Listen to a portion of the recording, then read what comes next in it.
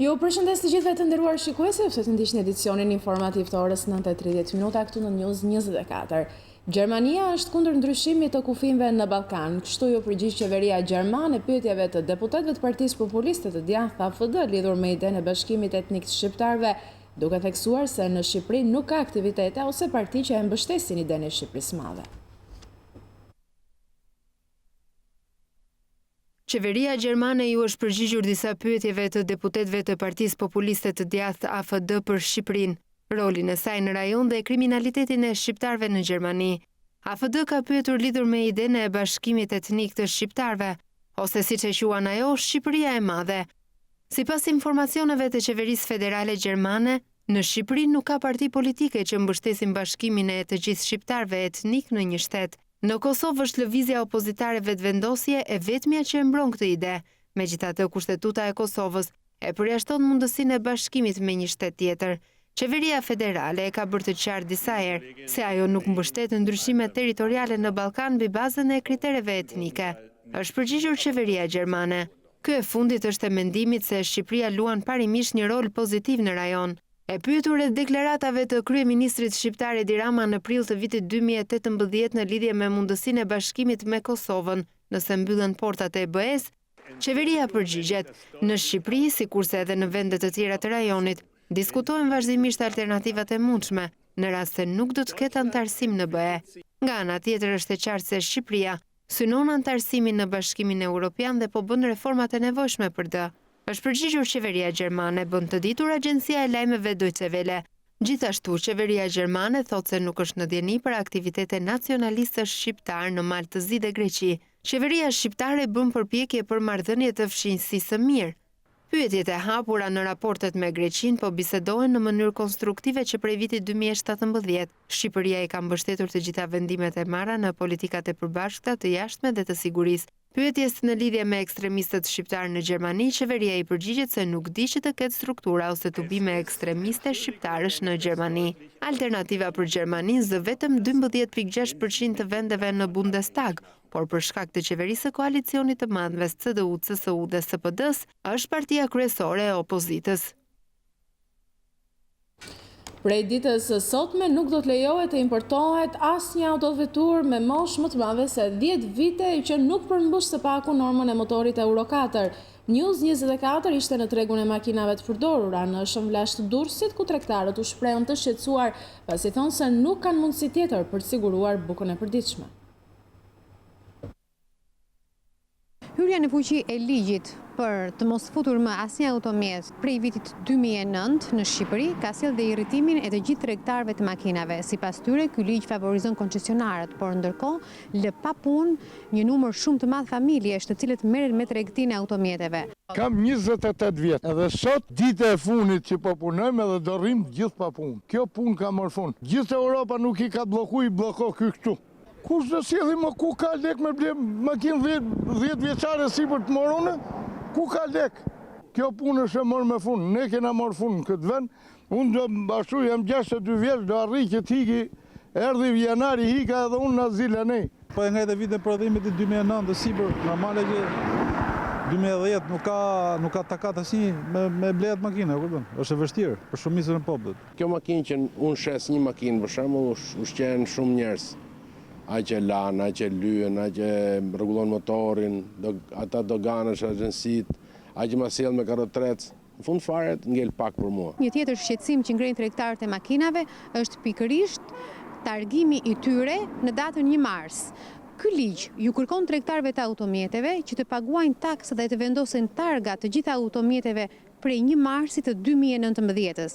Sipas tregtarëve, kjo masë është mjaft penalizuese dhe sipas tyre ka për të sjellë dhe mbylljen e kësaj tregtie. Datën 2 mars do të targosh makinën. Nëse unë do isha aq i Zotit, do shitja makinat aq shpejt. Unë nuk kam nevojë të më thotë ai që targoj. Unë do i targoja vetë, por unë nuk i shes zot aq shpejt. Çfarë arsye unë do ta targoj makinën edhe ta shes?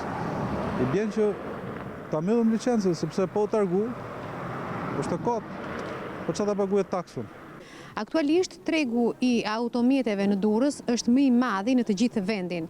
Këtu pothuajse mungon shitblerja, ndërsa të gjithë tregtarët e makinave shprehen të shqetësuar në lidhje me vendimin e qeverisë, i cili nuk di se çfarë do të ndodhë në të ardhmen, por sipas tyre e gjithë kosto do të rëndojë mbi tregtarët, por edhe qytetarët të cilët do të jenë detyruar që të blejnë automjete me çmim shumë më të lartë se ato më herët. Përplasje mes policisë dhe banorëve në ditën e 28 të protestës në Unazën e Re. Banorët thonë se do të përshkallëzojnë protestat, ndërsa policia shoqëroi 5 persona të komisariat, të cilët më pas u proceduan në gjendje të lirë. Dita e 28 e protestës të banorëve që preken nga projekti për ndërtimin e Unazës së Re është shoqëruar me përplasje midis protestuesve dhe policisë. Policia ka shoqëruar 5 persona në komisariat, përkatësisht në komisariatin 6 Gentian Gjoni dhe Altin Çejku, si dhe në komisariatin 3 Shkëlzen Sadikaj, Dritan Çejku dhe Adriatik Çejku. Gjitha e përplasja është sepse këta duan që patjetër që të na kërcënojnë, ose ne të trembëmi, por ne nuk do të trembëmi, sepse kemi të drejtat tona. Ne në qoftë se mua personalisht do më marrin dhe prap do më fuzin brenda, unë prap do dalj dhe unë prap do jem aty. Jemi të gjithë një lloj. Ne nuk do t'i ndalim protestat. Vetëm të vinë të na marrin shpirtin. Nëse mua personalisht do vinë të më marrin shpirtin, unë s'kam çfarë them tjetër. Të bëhet çfarë të bëhet, dhe në fundit, edhe sikur të vdes, unë aty do rri. Nuk ka rrugë tjetër. Më herët, banorët thanë se janë të vendosur të përshkallëzojnë protestat e tyre. Pushtetit nuk na friksojnë, nuk na tremin, nuk na kanë përqajnë dhe s'do arrin na përqajnë as në ditët e ardhshme. Prandaj jemi të vendosur të mbrojmë shtëpitë tona me çdo lloj çmimi. Kërkesa jonë është që të marrim një njoftim zyrtar, këtë që po presim, një letër nga organet kompetente, arsyeja dhe shkaku i prishjes banesave tona.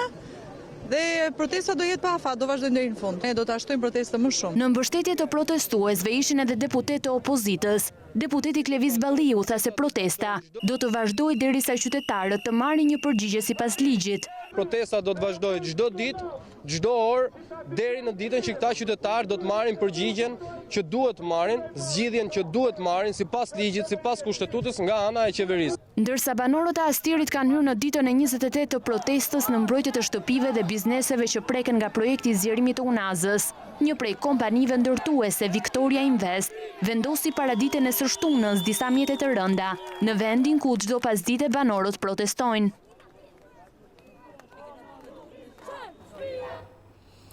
Ministri i Brendshëm i Italisë Matteo Salvini është kërcënuar përmes një letre të dërguar në zyrën e tij ku thuhet se do të ekzekutohet nga shqiptarët. Në letrën e shkruar me dorë dhe me gabime gramatikore thuhet: Matteo Salvini more finok ke 3 shqiptarë që të janë vënë pas, do të ekzekutohesh, je një derë homoseksual. Ministri Salvini e ka pritur me humor letrën, të cilën e ka publikuar në rrjetet sociale. Një letër me kërcënime sidomos për gramatikën e gjuhës italiane ka mbërritur në ministri. Ne këtu vazhdojmë punën, puthje dhe përqafime, ka shkruar Salvini. Edhe pse nuk është kërcënimi i parë në adresë të ministrit të Brendshëm, hetuesit e dikasterit të tij e kanë marrë seriozisht dhe do të kryejnë një kontroll të detajuar për të gjetur personat që e kanë dërguar letrën në Ministrinë e Brendshme.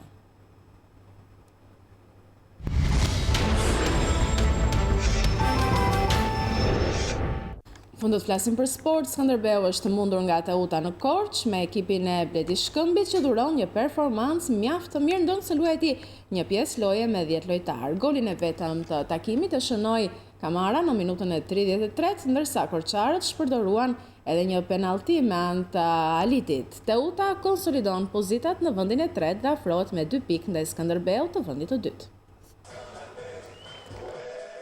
Skënderbeu bie në Korçë ndaj Teutës. Skuadra dursake që u shkaktoi kampionëve humbjen e parë në fazën e parë, arriti të fitojë edhe në stadiumin e Skënderbeut, duke vuajtur jo pak që mbronte golin e epërsisë të shënuar nga Kamara në minutën e 33.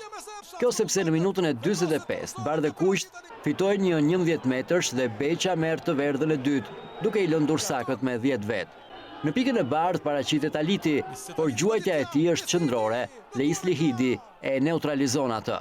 Pjesa e 2 do t'jetë një sulm konstanti të zotëve të shtëpisë në kuadratin e Teutës, por do të shoh vazhdimisht golat anuluar, si në rastin e Bregut në të 35-ën, Alitit në minutën e 49 dhe të Muzakës në minutën e 62. Hidi do të presë gjithçka që do t'i shkojë në kuadrat, ndërsa Skënderbeu detyrohet të dalë kokullur nga fusha, duke koleksionuar humbjen e tretë në kampionat. Korçarët mbeten në kuotën e 30 pikëve, me Partizanin që tashmë e ka thelluar diferencën me 4 pikë, ndërsa Teuta ngjitet e treta me 28 pikë, 2 më pak se sa kampionët në fuqi.